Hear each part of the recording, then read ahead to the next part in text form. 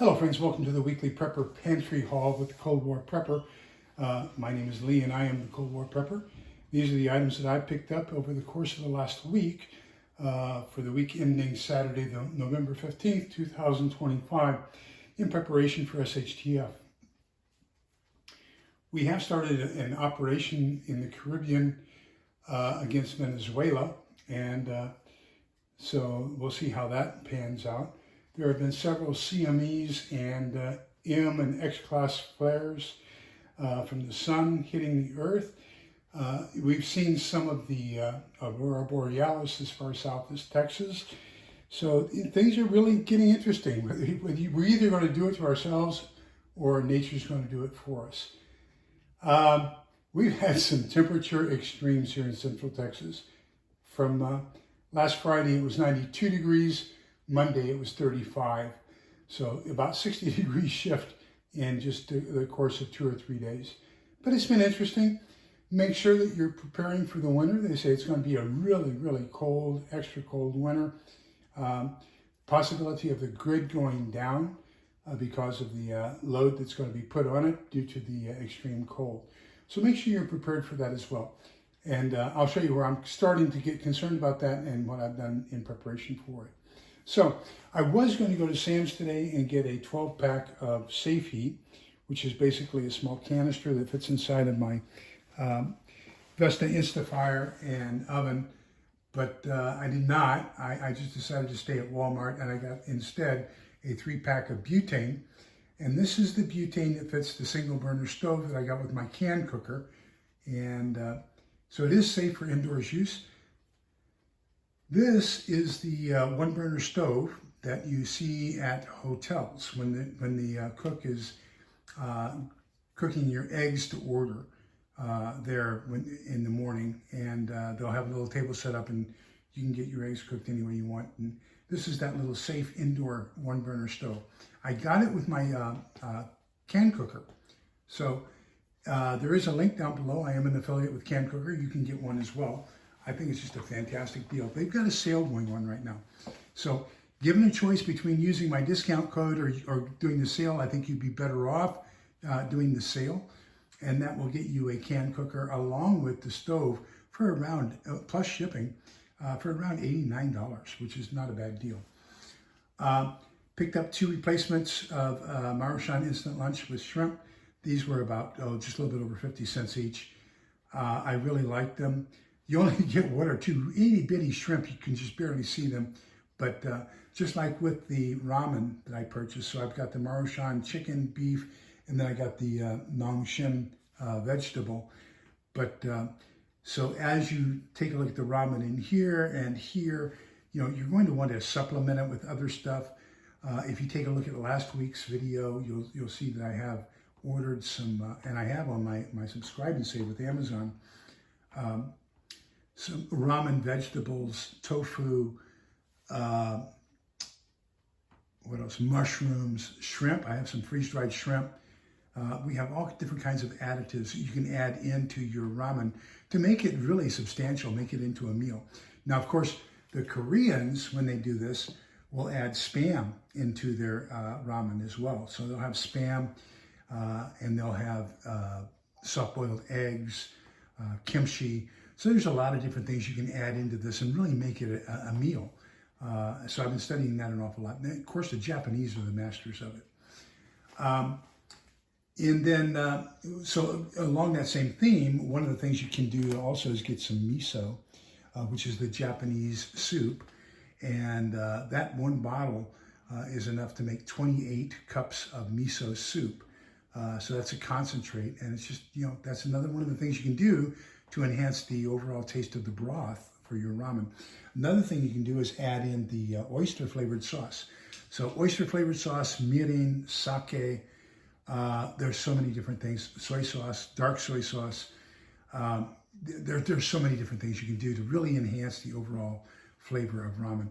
When I fixed this yesterday, I also added in some sesame oil and oyster sauce, soy sauce, red pepper flakes, and some sesame seeds. It turned into a good meal. Picked up 2 boxes of corn muffin mix. This is the honey corn muffin mix, so we'll use it more for muffins than we will as a topping. The plain one mixed with cream of corn makes a fantastic topping for things like railroad pie or southwestern pie or something like that, the casseroles. Picked up a wound care kit. I was actually looking for 4x4 gauze, and I saw that it was right next to them, and I said, you know, this takes care of a whole bunch of different things. It's got rolled gauze, 4x4s, just several different solutions. So I picked it up. I picked up a quart of oil for my 5 kW Honda generator. That's one of the things when we talk about the weather and the freezing temperatures that we may be getting here in the near future. I want to make sure I have everything necessary to run my 5 kW should there be ice on my solar panels again, like there was during Ice-Mageddon, both Ice-Mageddons we've had here over the course of the last 6 or 7 years. If the skies are gray and there's 1.5 inches of ice on top of your solar panels, you don't get any sunlight and you don't get any solar. So you have to run your generator. Now, they say to change the oil and the filters about every 100 hours. So if you take a look at that, that's only 4 days of constant use. My recommendation, what I do, is if my solar system is inoperable, I will run my generator for about 4 hours a day, just long enough to get all my freezer and everything else back to its freezing temperatures, and to charge any radios or anything else that I need to charge, cell phone, things like that. Continuing over here, we have bean sprouts for Asian cooking. You know, one of the things you might want to take a look at is both Asian as well as Mexican cooking cuisines. Asian cooking, they have become masters of fuel-efficient cooking, whether that be the design of the hibachi, the wok, thin slicing everything, flash cooking. It's just, they are masters at being able to cook with a minimum amount of fuel. I think that's going to be essential as we progress into SHTF. So I got the bean sprouts to do that. I also got some lo mein noodles. Now, in a pinch, you could probably use angel hair pasta for lo mein, but I wanted to get the lo mein noodles. You could probably also use ramen noodles if you wanted to make something like chow mein or lo mein noodles. The other one I would take a look into is the Mexican cuisine with the, so like the tomatillos and things like that. You know, here in the desert Southwest, there's not a whole bunch of things that you use to burn. So they have become masters at cooking that as well. And so I would say, take a look at Asian cooking, take a look at Mexican cooking and their cuisines as far as post-apocalyptic recipes. As far as soups and stews, Europeans are great, but then again, you know, we're looking at ramen, miso, things like that, different soups from the Asians. They are experts at it as well.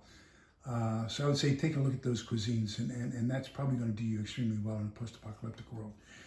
We made some poor man's soup earlier last week, and so we're replacing some of the beans that we used, and I just decided to get one of each.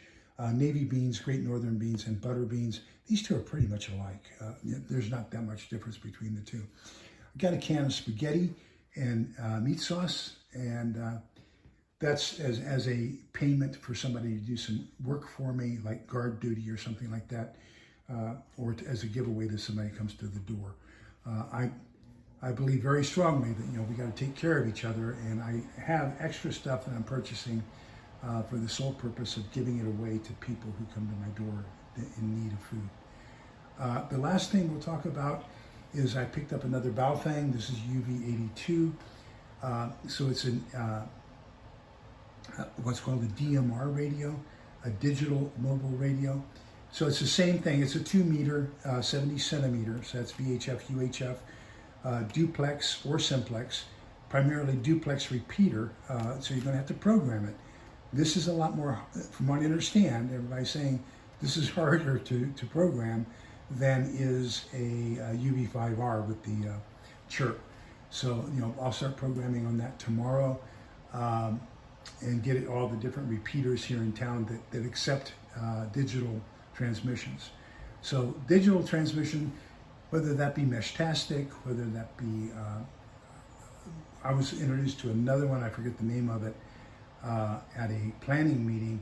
The Bastrop County Viking Preparedness Group had a planning meeting where they invited all the local groups, and there weren't that many of us that went, but gosh, he gave us some good training as far as some of the other options, digital options, and I'll make a video about those here in the near future, on how to save electricity in your batteries, transmit more information, and make it less susceptible to prying ears.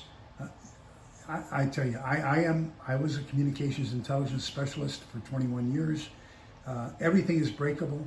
Everything is monitorable. It's just how long will it take you to break into it? How long will it take you to decipher it? That's the question. So what you want is something that's just going to make it difficult for them to get into, and then by the time they get into it, the information is no longer that valid. The last thing is, I think it's some seaweed. That's another one of those additives that you can put into your ramen to enhance the overall flavor. So that's where we are. The week ending Saturday, the 15th of November, 2025. Let me know what you're doing down below. What do you think? Am I on the right track with the lack of fuel that I'm concerned about in the future, and using Asian and Mexican cooking as a solution for a lack of fuel? And let me know what you're doing down below. Soups, stews, casseroles, stir fries. I think it's going to all be very, very interesting. So remember that we're all in this together, so we can come out the other side together. Please be kind, polite, and respectful to each other, because togetherness is the key. Take care.